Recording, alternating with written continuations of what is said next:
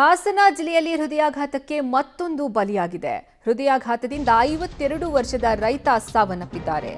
ಈ ಹೃದಯಾಘಾತದಿಂದ ಸಣ್ಣಪ್ಪ ಶೆಟ್ಟಿ ಅನ್ನುವಂತಹ ರೈತ ಸಾವನ್ನಪ್ಪಿದ್ದಾರೆ. ಹಾಸನ ತಾಲೂಕು ಮುಟ್ನಳ್ಳಿ ಗ್ರಾಮದಲ್ಲಿ ಈ ಘಟನೆ ಆಗಿರೋದು.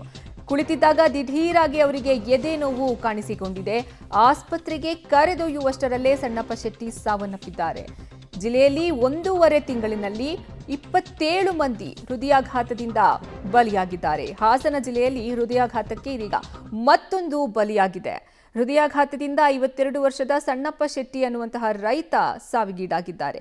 ಹಾಸನ ತಾಲೂಕು ಮುಟ್ನಳ್ಳಿ ಗ್ರಾಮದಲ್ಲಿ ಈ ಘಟನೆ ಆಗಿರೋದು. ಅವರು ಕೂತ್ಕೊಂಡಿರ್ತಾರೆ, ದಿಢೀರಾಗಿ ಎದೆ ನೋವು ಕಾಣಿಸ್ಕೊಳ್ಳುತ್ತೆ.